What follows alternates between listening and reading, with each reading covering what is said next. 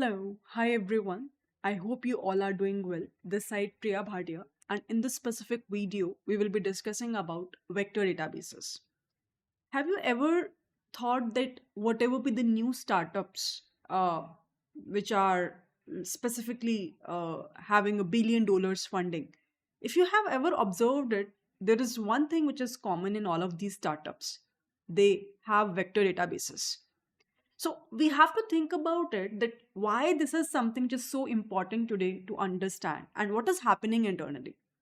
Just to give you a very famous use case, if let's say today I'm going to Google and I'm searching uh, Apple uh, as a fruit and versus Apple as a company. For example, if I'm writing a query, the stock price of Apple versus what could be the fruit which I should have on a daily basis in the morning. So I got different results. And as per the user's query, as per the intent of the user, although the answers are same, one specific word, same word refers to the fruit name, and another one refers to the company name. So the question is that how just via the user query, Google platform understands that what is the intent of the user. And to understand the intent of the user, it is somehow using the concept of semantic searching. It is somehow using the context of embeddings. And that is what we have to understand in today's discussion, that what do we mean by vector embeddings. It's nothing but, you can say, it's a numerical representation of that textual word, but how it will be able to understand the context, that is something which is very important to understand, and how these vectors have been stored internally. So in this complete video, try to watch this video till the very end. First part of the video contains the logical understanding of this concept, and the second part I'm talking about the practical implementation for the same. So if you are someone who is really curious about this topic and wants to understand it in a lot more depth. By the way, this is one of the widely asked interview question nowadays for the generative AI portion. So please listen it very carefully. It will be a very helpful video to understand this concept. Just make sure if you like this video, just mark your attendance in the comment section. Let me know whether you have understood it or not. So today's topic is focused towards a vector databases. So let's try to get a deeper understanding on this topic in this specific session. And by the end of the session, the target is to get a complete understanding of what do we mean by vectors, why the vector DBs are required, what are the examples of vector DB which the industry professionals are using right now, how can we implement them. Maybe one of the demonstration I will showcase you, and then remaining you can at your end explore. Okay, that's the task for today's discussion. So let's get started. Now, before we deep dive into what do we mean by vector DBs, let me point out a very simple question over here. Do you know how does Google, whenever we search something, result a closest to what we have searched? Anybody knows that? For example, today, if I am just maybe on Google searching my name, let's say Priya Bhatia, I have searched in incognito tab. So it is giving me a quick reference, and how it is giving me a closest reference, maybe the website of mine. How is it possible? Or maybe the pictures of mine, or if I will just try to search over here, there is some other person named Priya Bhatia. She's talking about that. Uh, so there are multiple Priya Bhatias might be there. So someone is marketing executive, someone is lead data scientist at Turing. It's not only someone, it's me only. And over here, whatever conferences where I was a past speaker, I can see over here the links are also there, although it's not getting opened up, but you can see all the things are available over here. Even the LinkedIn website, the YouTube, the Instagram, the GitHub, the analytics page, everywhere it is able to give me the closest search for all the websites. And how it is giving me that, okay, the first should be the website name itself when we are searching about Priya Bhatia. So the question is, the first question which should pop up in everybody's head is that, how this Google returns to us or retrieves to us know which result is the closest one. Which result is the closest one to what you have searched. It all depends on your searching, but whatever I have searched, depending upon that, the major question which I am asking is that how it gets to know that this is the link which I should publish as the very first go. For Priya Bhatia, we have a YouTube channel, we have a LinkedIn website, we have a own personal website, we have the conferencing links. How that first is that correct link of my website is popping up? That's the very first question. Second question is how, Chat GPT is giving us the right information. Now, let's go to the Chat GPT now. Okay. So, Chat GPT or Perplexity or any of these things. So, over here,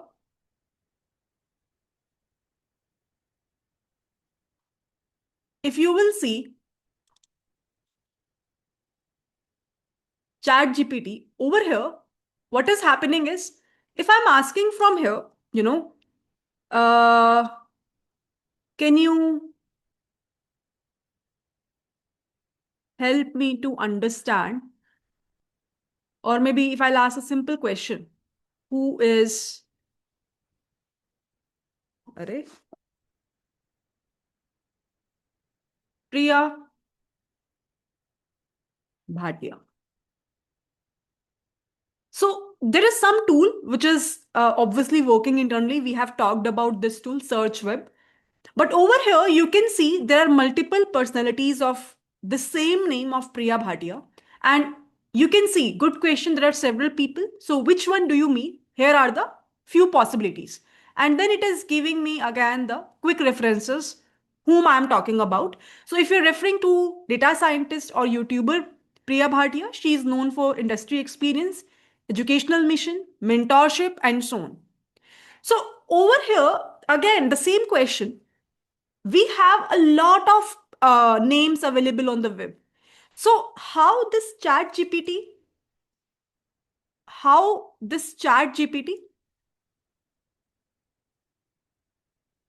will be able to retrieve the, I would say, right piece of information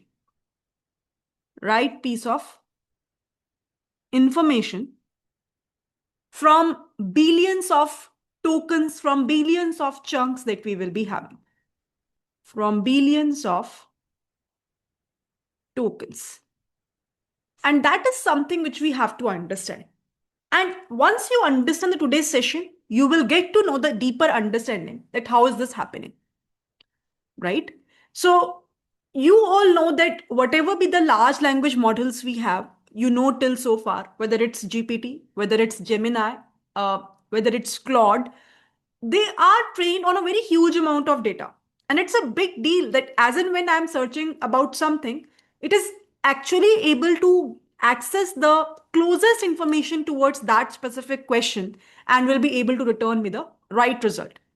So today we have to spend some time in terms of understanding the intuition behind this. We have to spend some time in terms of understanding that how is this possible? And it's not like it is taking too much time to retrieve the information. That too in a very fast manner, within few seconds, within few microseconds, it is giving me the absolutely correct result. So is this clear? Shall we move ahead? All good?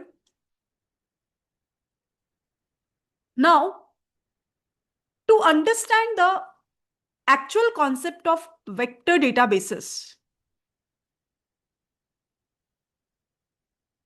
So you can see it is composed of two words.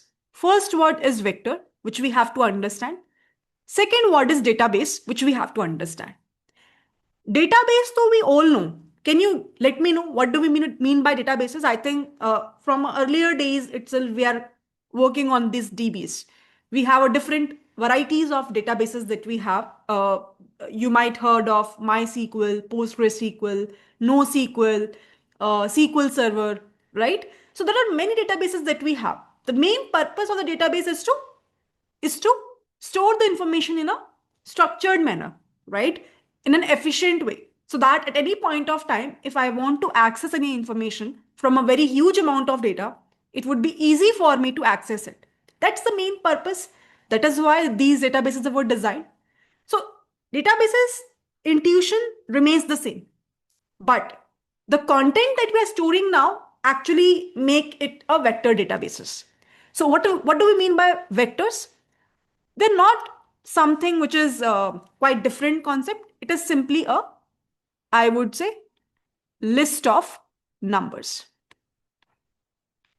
Vectors are nothing, but they are the list of numbers.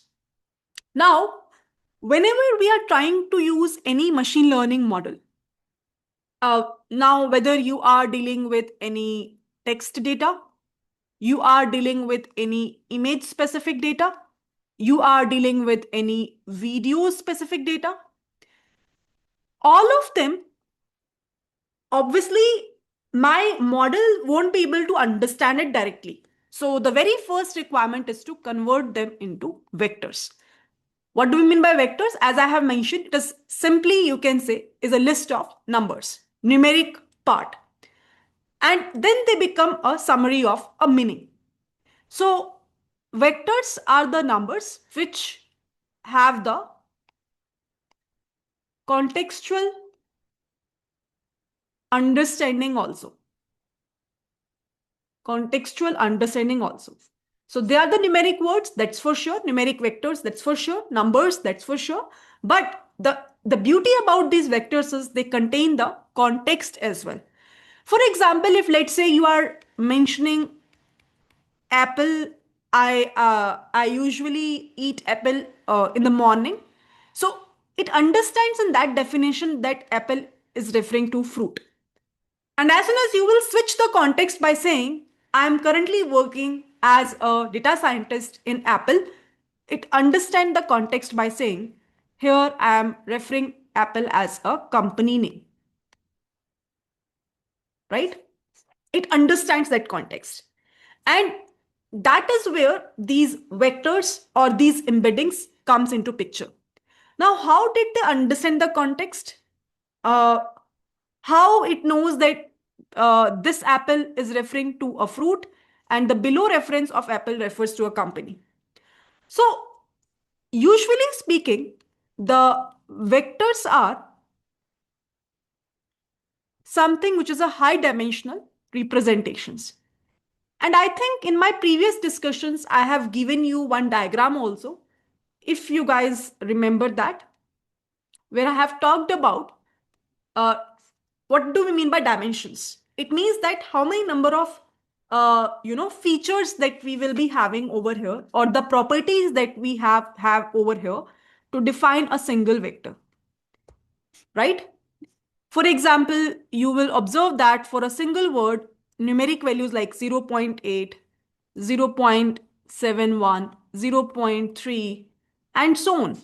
Now, let's say the last value is 0.1. Now, how many number of values we have? For example, if I am saying these are 1024 values segregated by comma, it means that this specific vector belongs to 1024 dimensional data. And every word, whatever you will represent over here, belongs to these many number of dimensions. So what do we mean by dimensions? These are the properties which actually helps the word making more contextual and understandable. That's the literal meaning. So each number over here is a score on a relevancy scale. So whatever number you are observing over here, it is a score on the basis of relevancy scale. Is this making sense to everyone? All good. And this is what we called as embeddings also. This is what we called as vector embeddings also. All good? Shall we move ahead? I think I have showcased in my previous discussions a wonderful diagram to illustrate this concept. Just let me check if I have that same diagram with me. Mm,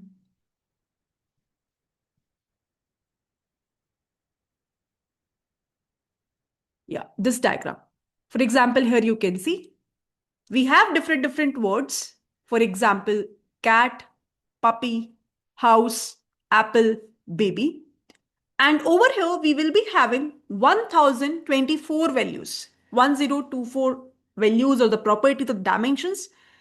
And each specific value which is available over here is a relevancy score, which indicates that who is a baby and who is a puppy. I hope it makes sense to everyone. Is this good? Shall we move ahead? चलें आगे. Now, the beauty about these vector embeddings is you will observe, and I think you already know this thing, that whatsoever we have is a similar item or a similar word, you will observe that they are the close vectors, means the difference or the distance between those two vectors will be quite less. And whichever is a dissimilar item,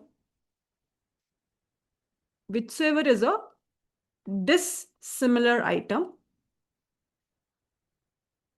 you will observe that the vectors are quite distant from each other. There is a huge distance or a gap if we will try to evaluate via Euclidean distance or any other distance metric. You will observe that the distance is quite huge. Is this fine? So it means that whether we are working with any textual data, whether we are working with any video specific or image specific data, everything should be converted into a numeric vector. Now, over here, these are specifically being converted in the form of matrices, but especially this textual data, it's a vector embedding which we are talking about over here is required specifically. Now, once you have a huge list of textual data, it might be sentences, it might be paragraphs, it might be the documents altogether. We all know that how this NLP lifecycle works. It first of all converts every specific sentence into tokens, removal of stop words, POS tagging. All of these things, I think we have understood and we already know those stuffs, right? Now, over here, you can imagine that once everything will be done, at the final step, we have the final words and corresponding vectors for the same.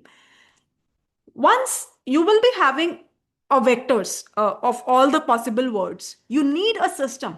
You need a system that can store those millions or billions of vectors. Because if you are training your data, and let's say I'm talking about Wikipedia also, and I'm training my data on a Wikipedia, you can imagine that we have a lot of data set, right? And if we will convert it into vectors, it means that we need to store somehow millions or billions of information, isn't it? Billions of vectors. We need some system to store that. Then not only storage, if let's say in future I am writing some query, I'm writing some question, I need a system to retrieve the closest result. So we need some system which can search, which can search through them fast. We need a system which returns the closest ones, just like the way we can see on ChatGPT, we can see on Google, right?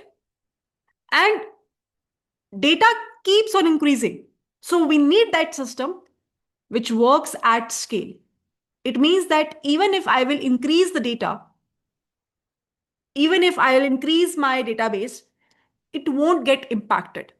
So I can easily able to accommodate more vectors inside my system. Now, what is that system? What is that system? Not traditional SQL or NoSQL based systems, because they were not built for this. They don't have that much flexibility to work at scale, or to return the closest ones in a faster manner, to store millions or billions of vectors. So what is that system? And for that, we have, or the developers have designed a separate databases altogether. And that's what we called as vector stores, or that's what you are hearing nowadays quite famous as vector databases. And they're completely different from what we usually learn in a SQL or NoSQL based databases. They are specifically designed to store the vectors only. For example, what are the use cases where right now in the companies people are using these vector stores or these vector DBs? First one is, as I have mentioned, semantic search. Right? At any point of time, if you want to search some meaning out of it, it will be easily able to give you that via the vector by finding the closest value. In RAG based application, I think in my last discussion, I have talked about that. If let's say you will be having your own external PDF, which is confidential, and you don't want to upload it on a public platform, so what you can do is you can create a vector of that specific PDF or a confidential document, and you can store it in the in a vector store. And once you store that, this is what process we call as a indexing. So in RAG, we have two steps. Today, I'll talk about this also in a lot more detail while showcasing you the implementation. So in the indexing of our purpose to is to knowledgeable data that we have, that external data, to the vectors and store them in the vector store, or what we can say in the vector DB.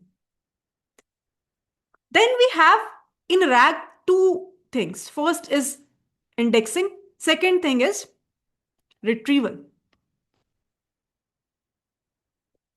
What we are doing in retrieval, and that is the kind of a flow which you will see in almost all the applications.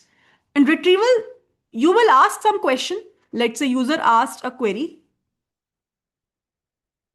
User has asked some query.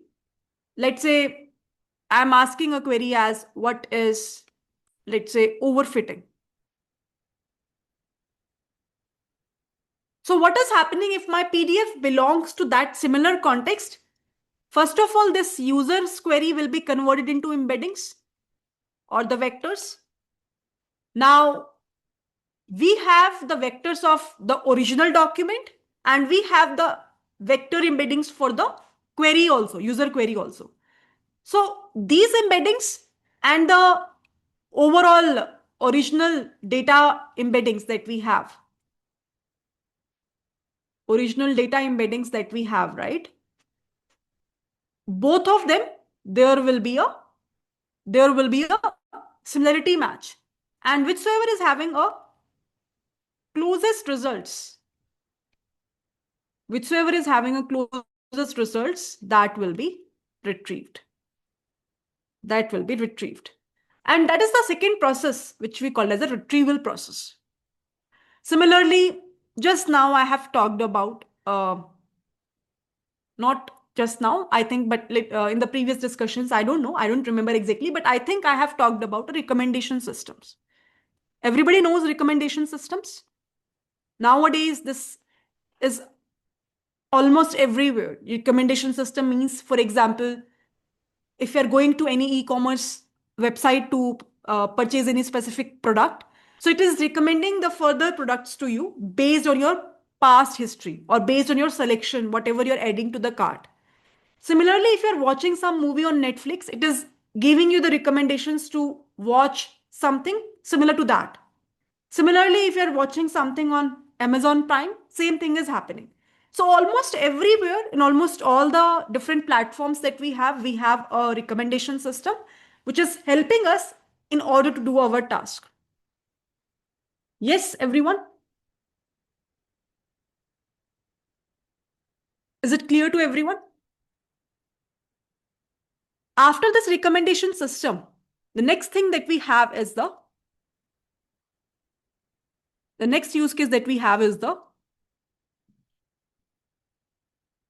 someone has already mentioned image detection. Again, there also, in order to detect or search the image, closest image, again, people are nowadays storing their original images based databases in the vector store or the vector search, and that's where they're doing a check. Similarly, not only in image, text, also in audio similarity task. In the audio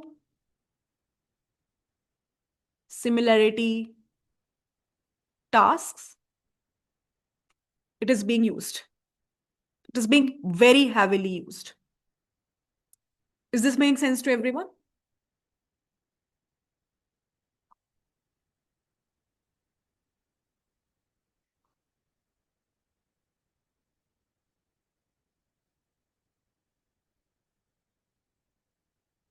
All good? चले आगे. Now we understood what is vector till so far. We understood what do we mean by vector databases or vector store.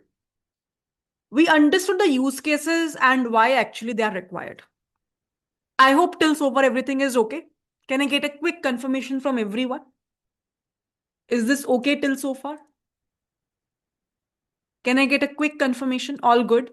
What about others? All good. Yes.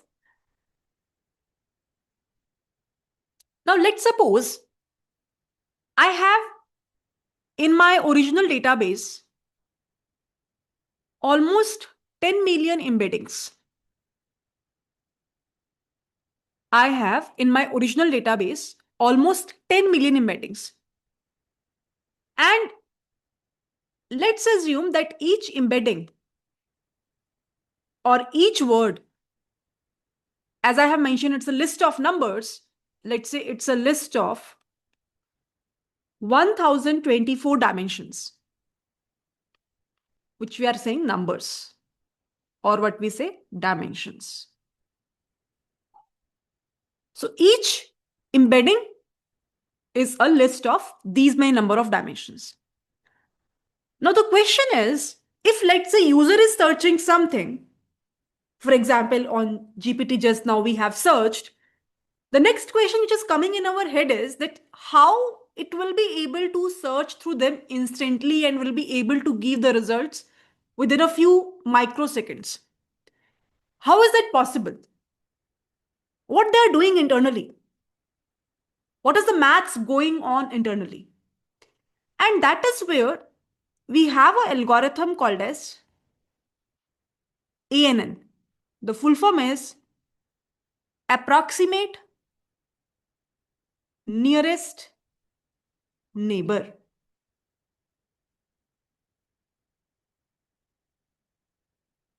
Approximate nearest neighbor. We have other algorithms also for sure to help us doing this searching process in a much faster manner. For example, internally these embeddings indexing will be done in such a way that it will be easy to retrieve the data, from a very huge amount of data. For example, there is a concept of what we called as inverted file index, IFV, IFI, inverted file index. So it is also called as, uh, doing IVF. IVF. I think this is the shorter form with which it is famous. So what we do in this specific strategy is, in order to make the search quicker, we try to group all the similar vectors into buckets. So you can imagine that whatever be the synonyms we have for a given word, they are in a one group. So that if, let's say, in future any question comes into picture and the embeddings we want to find out, so we will be having a lesser amount of data for which we have to find the closest match. Similarly, we have something called as product quantization. Now, these things you can explore at your end, but I'm just giving you an intuition that, okay, these are the techniques we have. Product quantization. What it is doing? PQ. Over here, we are trying to compress the vectors for faster search or for faster lookups. So in this way, people have given a thought about a lot of different indexing structures. But the main algorithm, if you will ask me, which is working internally to give the efficient results in a small amount of time, is this approximate nearest neighbor. Now, how this algorithm will work? This algorithm's main intuition is the distance metric only. It tries to find either the cosine similarity, and I think I have talked about this topic in my previous discussions, similarity, or it is trying to find out the Euclidean distance. But the end goal over here is to find out, when a user is asking some query, we convert that query into embeddings. Which specific embedding is having a nearest distance or a nearest match. And accordingly, that specific result will be retrieved. I hope it makes sense to everyone. Everybody knows how we evaluate the Euclidean distance. It is nothing but square root of, if let's say we have a query index value at x1 and y1, and we have another vector available at x2 and y2 position. So it is nothing but square root of, we will try to find out the gap between these two vectors. That's it. So whichever is having a lowest distance means they are quite similar vectors that we have. I have talked about this principle in the very first part. In the very first part, that similar items have a closer vectors, dissimilar items have a distant vectors. So that is from their spirit, this topic is coming up. Similarly, we have a cosine similarity match. So over here, again, if you will be able to see the formula, and I think I have talked about this in my one of the discussions via Geeks for Geeks example. There was a page. Yeah, this was the one. I don't remember whether this is only in this specific discussion with you guys only or on different discussion part.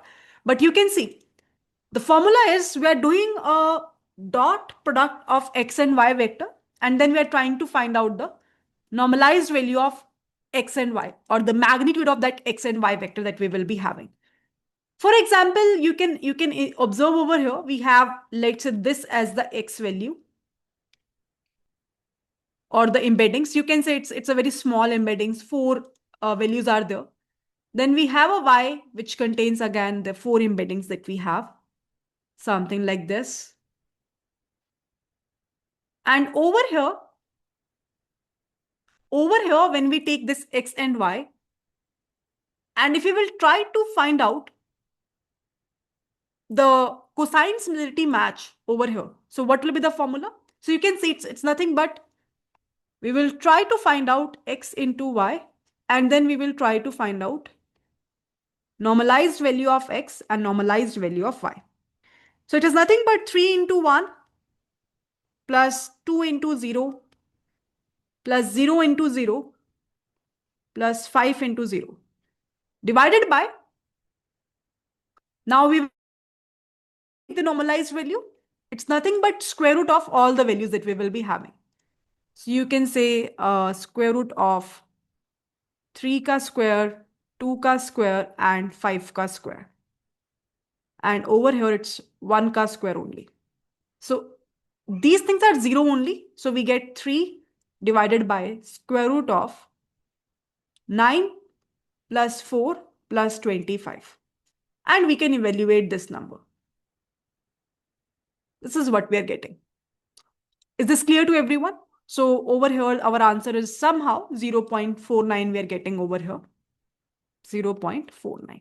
It means that these two vectors are 49% similar. So in this way, when we have a very huge embeddings also, it will try to find out these cosine similarity match. And whichsoever is having a higher percentage of similarity, that specific result will be retrieved. All good? Shall we move ahead? Is this fine with everyone? Now, we have a lot many famous, I would say, vector stores or vector databases. I'll talk about few popular ones. I will showcase you one demonstration today, and maybe then you can explore at your end further, and you can check in the recordings of your mentor also, the implementation of which specific vector DB that person is showing. Okay. Now, the very famous one, maybe you must have heard its name, Pinecone. Fully managed, scales automatically, and it's widely used in a RAG specific applications in a lot many industries also. Similarly, we have something called as Quadrant DB. It is also a very famous vector DB, heavily used in productions. Despite heavily used in the productions, specifically for, again, RAG specific applications. Just give me 1 second.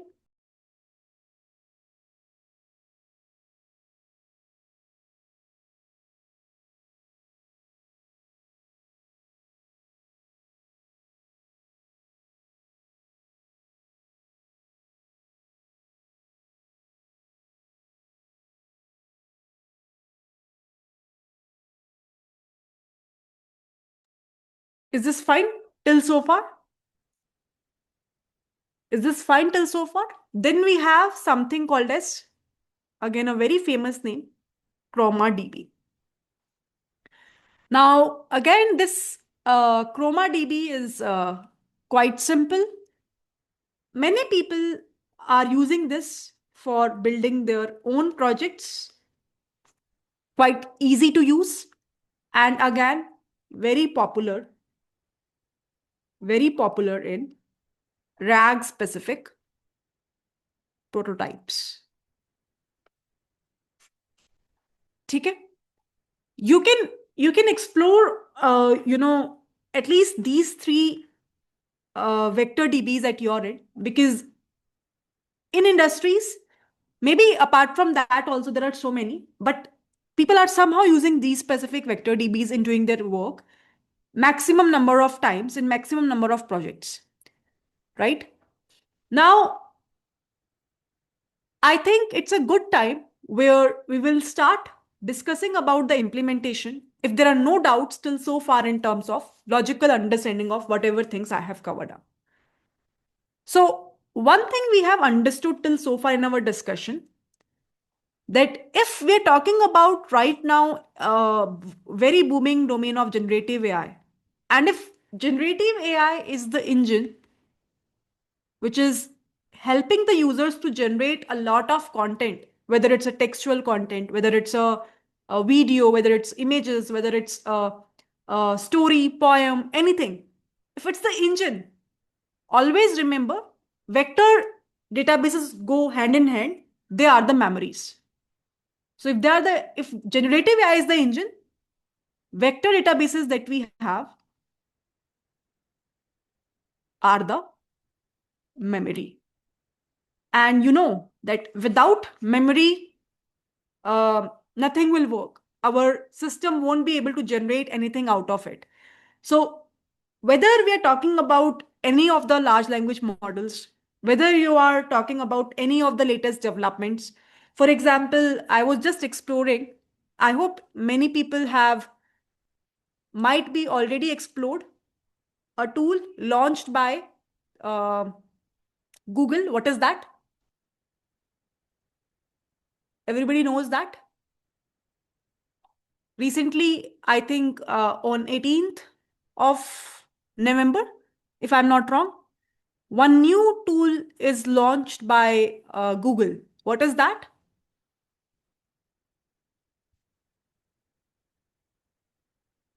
किस किसको पता है? This is the tool. Google Anti-Gravity. And if you will try to explore this, right? So over here, you will be able to observe that if you will install it, download it, we have an option of connecting with the agent, and we can write a prompt to give a code for end-to-end uh, app, for end-to-end application of anything. And it is using the required tools and giving us the results. So over here, how these things are working, right? So it's a editor which offers tab, auto completion, natural language code commands, configurable and context aware configurable agent. So you can just explore. I was also exploring it today only, and find it really amazing, to be very frank. Over here, for now, if you will see the pricing, it's free. You can see $0, but I don't know for how much time they will offer this free. So you can see we have an access to Gemini 3, Claude Sonnet 4.5 GPT OSS. So if you will be able to observe, just few minutes back, I have before this session exploring that. So in fact, I downloaded this. It's like similar to the interface of VS Code, if anybody has already worked with that. And over here, you can see I was just giving some random commands, and it is giving me a proper code for the same. You can see all the files, they are not written by me, they are written by the agents. Everything, everything. I have just given the, I would say, prompt, and automatically all these files will be created by the agent. So you can see there is an option of test this anti-gravity. And over here, you can see it's planning fast. And these are the models where it is talking about that we do have an access, right? So it's a Gemini 3 Pro. You can see, right? It's a Gemini 3 Pro. It's a Claude Sonnet 4.5 GPT OSS 120 billion medium. So over here, you can simply observe that whatever be the generative AI models currently we have or team are currently working on, whether it's Google, Microsoft, Amazon, or any other company also, in the back end, they definitely need all these vectors to be stored somewhere. And that is the main reason why it's important to have a knowledge of vector databases. And that is why this session is very important to understand. I hope it is completely clear to everyone. Shall we move ahead and discuss one practical implementation for the same? If you guys will allow me.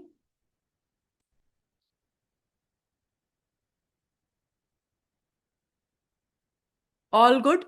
Any questions, any doubts till so far, whatever we have covered up? Anyone?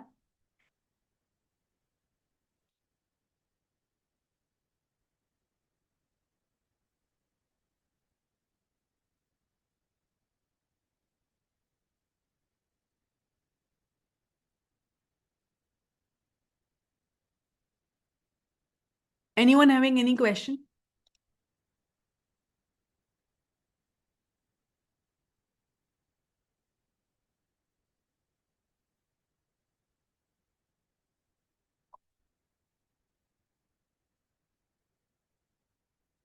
Yes, it would be great if you guys give me the confirmation so that we can move ahead. In the meantime, let me create the folder for today's session. so that I can share with you the required files which you can take from my end.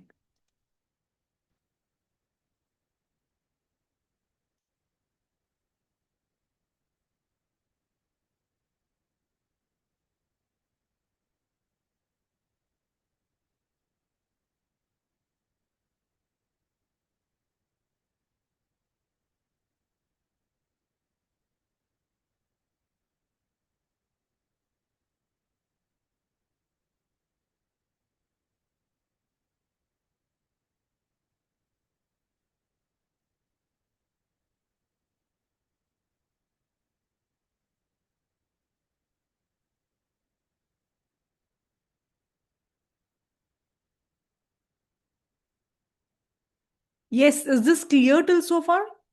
All good?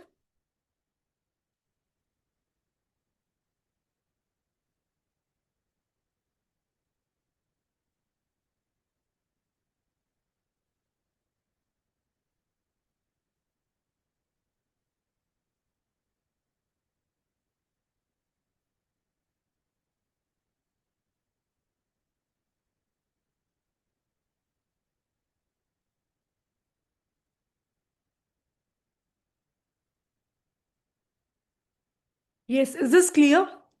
Can I get a quick confirmation from everyone? Avinash, Bidesh, Khushbu, Krishna, Shweta, Sukanya, Teja.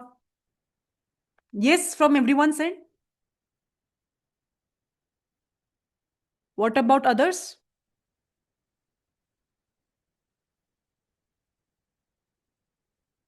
Perfect.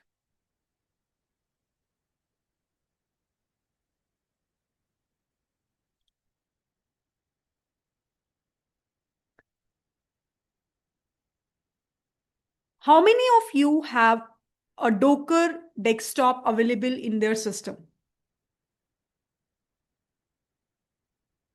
How many of you have Docker desktop available in your system? If you don't have,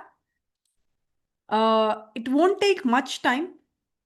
You can just go ahead and just click on Docker desktop download. And in that, you will find a link to install a Docker desktop. As per your system's configuration, go ahead and download it if it's not there. Go ahead and download it if it's not there. And as far as I remember, because previously you have done the implementation of generative AI specific things, so you already have an OpenAI account. And inside that, you already have credits available. Am I assuming it correctly, everyone? So in your billing, you should have some sort of balance available to execute the work which we are doing right now for the practical demonstration of vector databases. So does everybody has some credit balance available in this billing sheet? And if you have, just go ahead, create the API keys. And once you will be able to create it, we are good to go for our sessions implementation part. So yes, shall I proceed ahead? All good till so far? Any questions, any doubts anyone is having? Now, if there is anyone who is not having all of these requirements which I'm talking about, in that case, just maybe for now, you can listen the session very carefully. That's the only thing which you can do. And once the session will get over, I believe you guys also get the recordings also. Maybe you can work around with the first of all installations and everything, whatever is required to implement the code. And once the implementations are done, you can again rewatch the recordings and maybe you can pause it wherever it is required to execute the code end to end. All good? Acha, can you guys give me the confirmation? Have we talked about LangChain in the past in our discussions and the implementations for the same? Everybody knows about LangChain. Can I get a quick confirmation?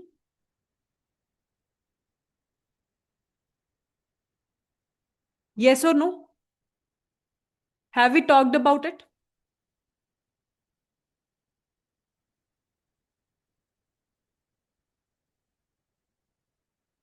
Yes. Can I get a quick confirmation from everyone?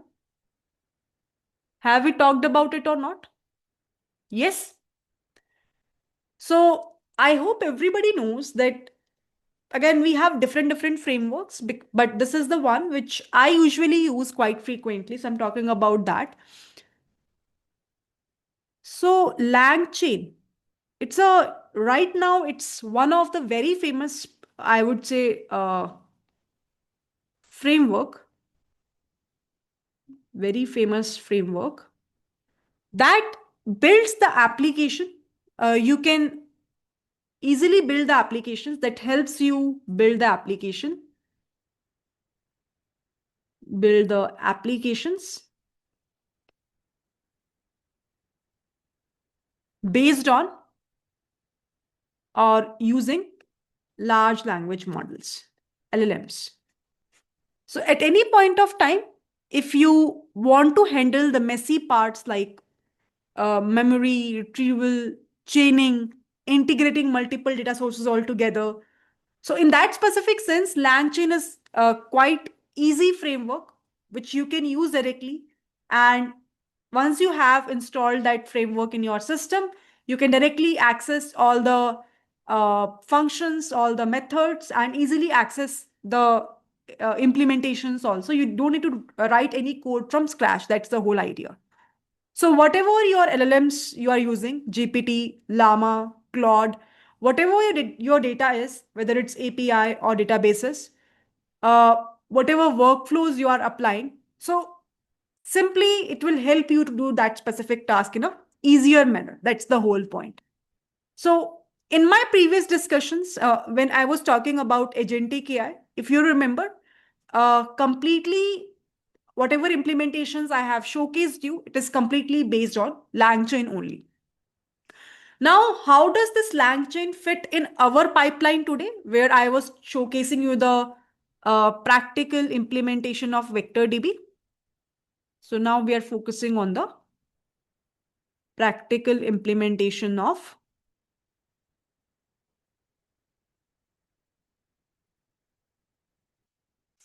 VectorDB, how it fits in that AI pipeline. So what usually happens is that a user will query. Now, as I have mentioned, that user query is first of all converted into a embedding, right? Means we will be having a proper vector representation of that user query. Now, once it is done,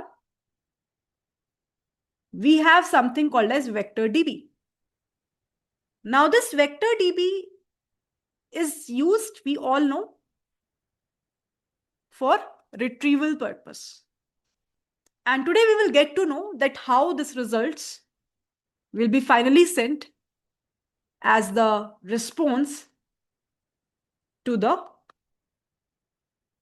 user. So all of these things we can easily do with the help of a LangChain.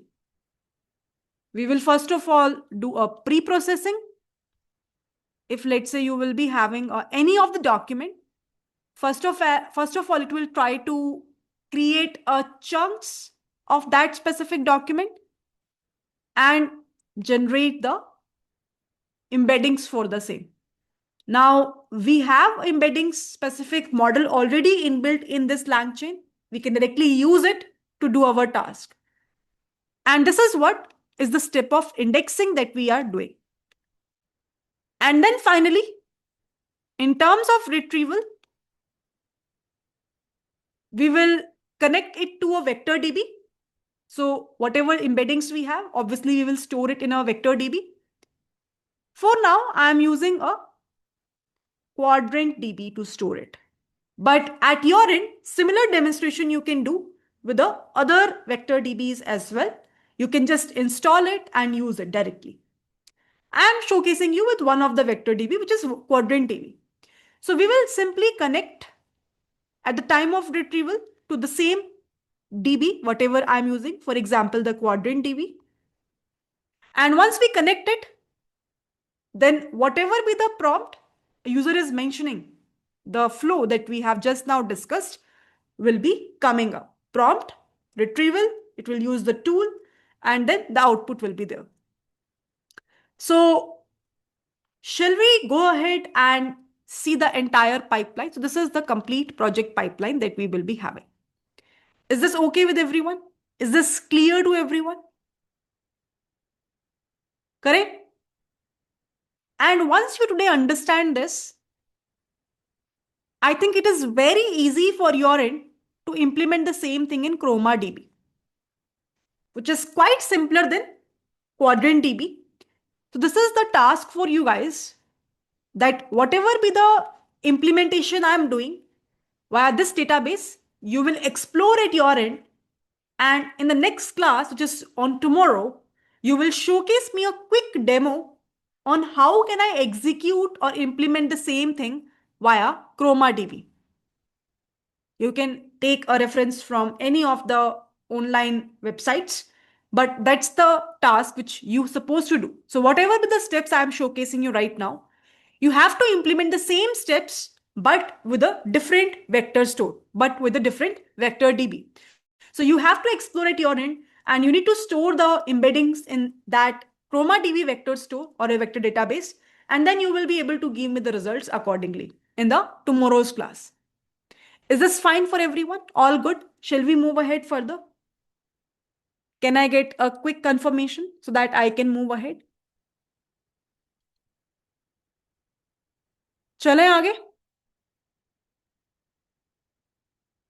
So what I will do, I will just click on terminal and I will say code dot.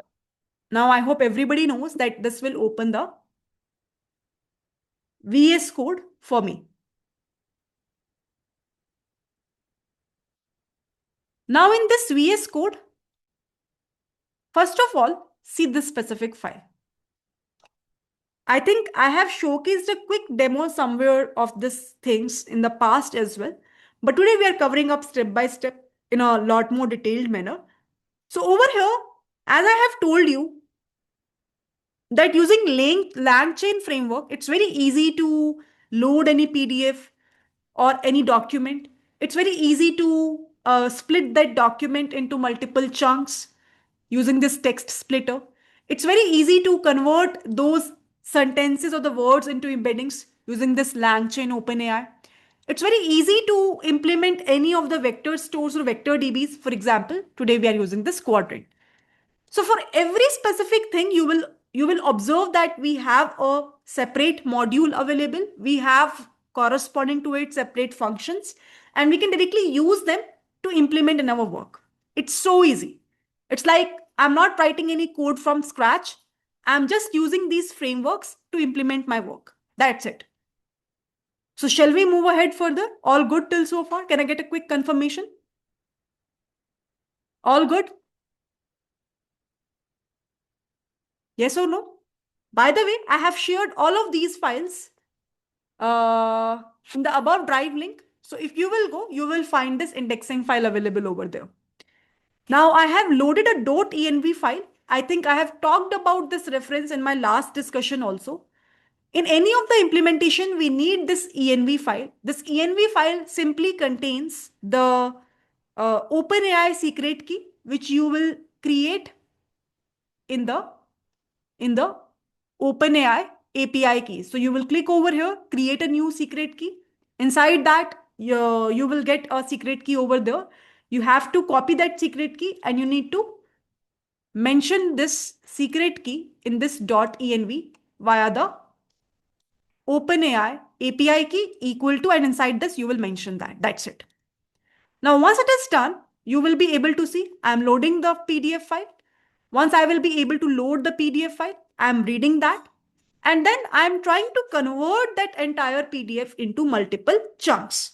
Now, what is the chunk size? In one chunk, it is 1000. And you can see there's another parameter called as overlap. Overlap is 400.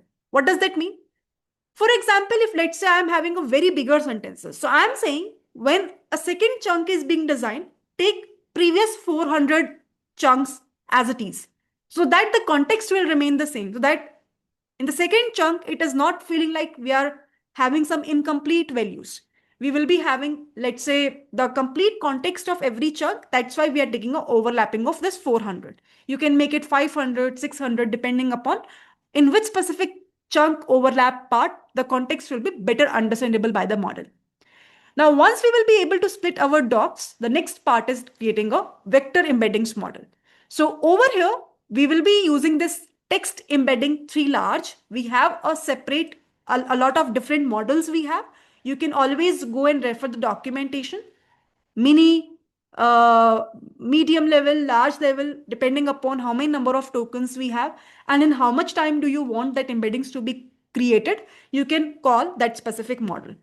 Now, once it is done, what we are doing is we are trying to store those embeddings into the vector store. Now, this is my original data, right? This PDF, which is Ace the Data Science Interview, it's my original data. And what I'm trying to do is I'm trying to store this specific document, this specific chunk inside my vector DB. So over here, I am specifying the URL where I really want that website to showcase me the values of my vectors and the collection name, which is a vector database, my embedding model, which I am using. And if at any point of time some error comes, so it will print as error creating the vector database. Once this entire process is done, I want the value to be printed as indexing of the provided confidential document is done. So all of these things I'm doing just to curate the indexes of my document. That's it. That's my whole point. That's my whole purpose in this specific part. Is this something clear to everyone? So what we are doing over here? Now, in order to execute this, we need a Docker desktop. First of all, it should be up and running. So I will just open it again.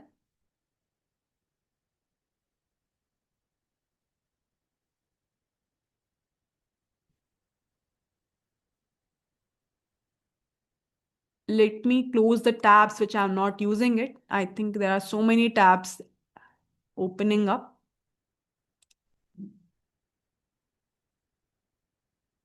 So I was running this code previously also. Let me close this as well.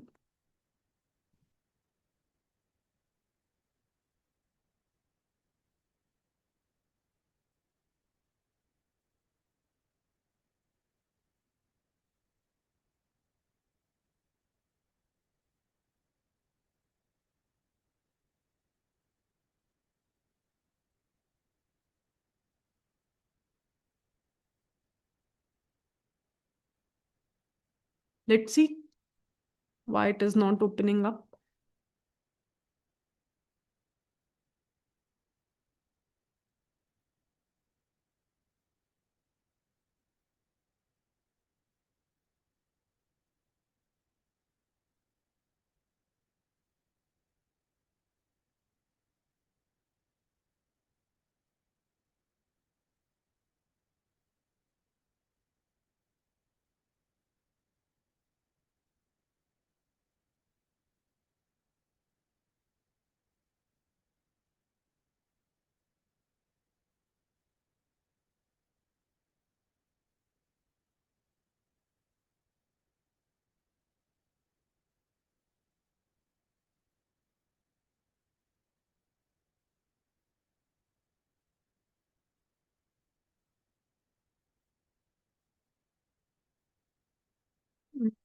Why it is not opening up?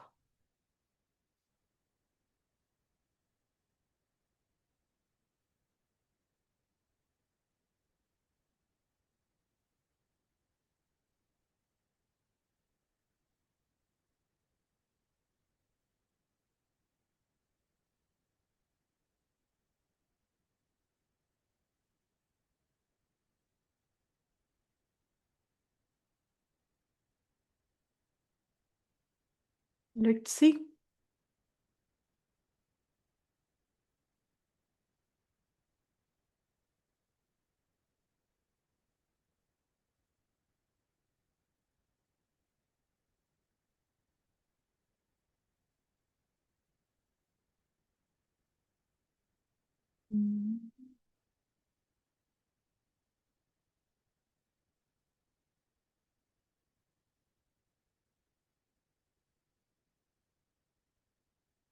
So, okay, let's wait till the time this file is running.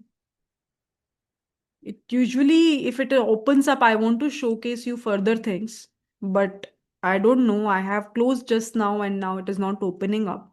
I think I have to, in that case, restart my system if doesn't work. But in the meantime, let's see if we get some error. I want to showcase you some other thing. So let's talk about a quadrant vector DB also.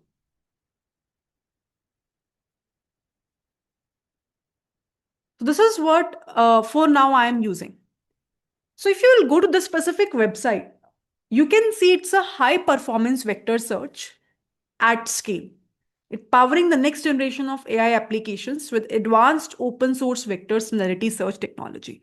So basically, the main reason behind using this specific DB is, first of all, you will observe that over here, the similarity search which we're talking about is quite efficient and we will be able to get a very easy results in a very smooth manner. Over here, you can see what are the internals or the vector search methods they're using internally. After this, you can see ease of use, simple deployment, cost efficiency, Rust powered reliability and performance, what customers have said previously, and how it integrates with all the leading embeddings that we are having and the frameworks, right? So over here, you can see in the advanced search, people are using it. In recommendation systems, people are using it. In RAG-based applications, which we are covering up right now. In data analysis and anomaly detection, people are using it. AI agents, people are using it. So basically, again, it's a very interesting tool, I would say, to store the vectors. So over here, you can see as soon as it will load the PDF, you can observe over here, it means that in the backend somehow Docker is working. That's why the indexing of the provided document is done. It means that we will be able to get the last print statement. It means there is no error comes into picture and successfully our entire PDF that we have loaded have been converted into a embedding via this specific model of text embedding 3 large. Now, what I will do is I will go inside this retrieval, which is the second step we know in the pipeline. Now, what I'm doing over here is in the second step, in the retrieval part, definitely we know the flow, right? So we are using the same embedding model to convert any user query to a embedding. We will load our vector DB from where our entire main content is available. So you will observe over here the same URL I'm providing, the same collection name where my embeddings will be there, I'm providing, the same embedding model I'm providing. And this is where, first of all, the step number one, we have discussed the step number one is that, it will take the user query. So that is what you are observing over here. Step number two, if you guys remember, a few minutes back, we have covered up. Vector similarity search will happen in this vector DB. So as soon as you will mention the similarity search, internally it will apply the formula, the algorithm that we have covered up. And based on this user query, it will try to see that, what is the meaningful closest response which I can give. So you can see in the SM we are providing you are a helpful AI assistant who answers the user query based on the available context retrieved from the PDF file along with the page content and page number. So basically what I want is that when I retrieve the results, if let's say I need some more information about that specific topic, it will give me on which specific exact page number in the PDF that specific content is available. So if the user is interested to go onto that specific page number and want to explore further, they can explore it. That's the only reason. So you can see you should only answer the user based on the following context and navigate the user to open the right page. So over here, we are just using a model GPT 4.0, 4.1. This is the message system prompt we are providing as a content. And for a user, the user query is there. Now let's try to run this in a retrieval part and let's see what will happen.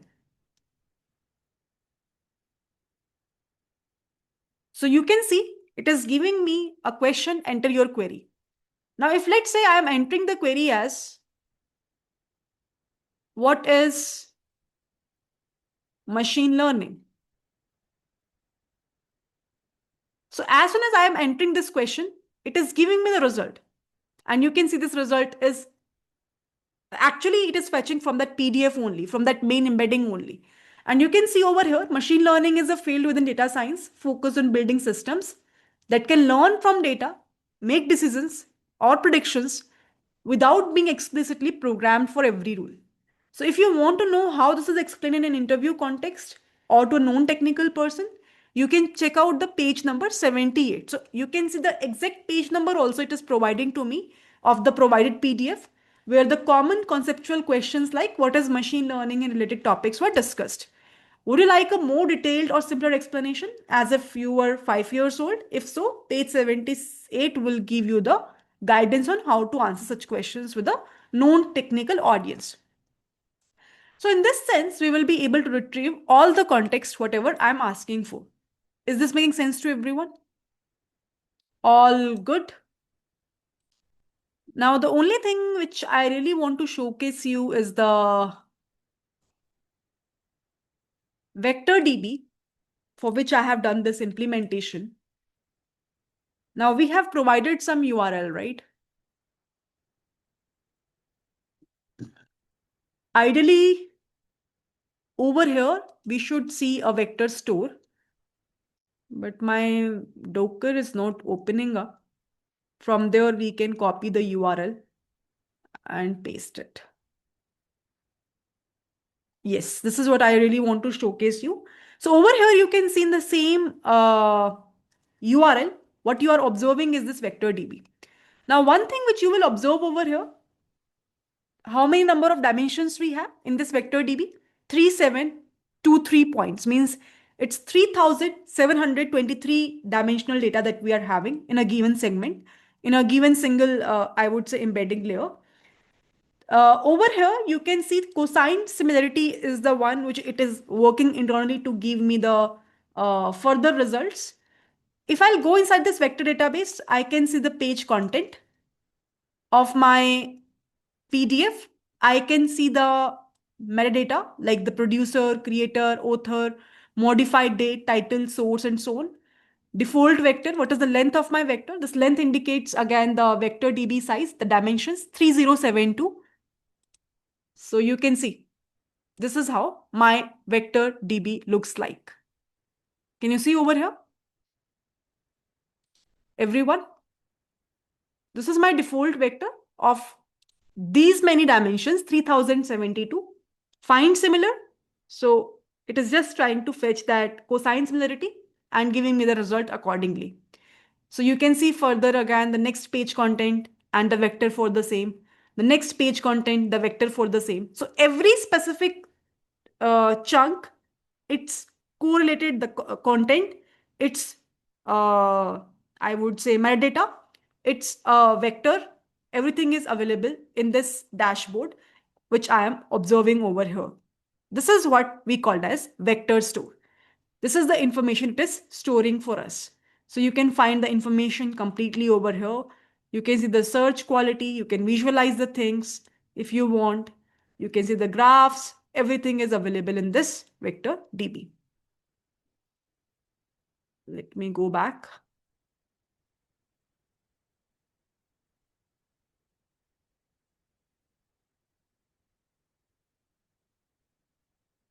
Yes, is this clear to everyone? All good? Can I get a quick confirmation from everyone? So whatever things we have covered up in this session, whether it's about the number of dimensions, I have talked about in my explanation 1024. But over here, you can see that by default, in this specific case, it's 3072. How it looks like via the graphs, what it actually represents, what it holds in individual vector, everything I have showcased you practically as well. Is this making sense now to everyone? All good?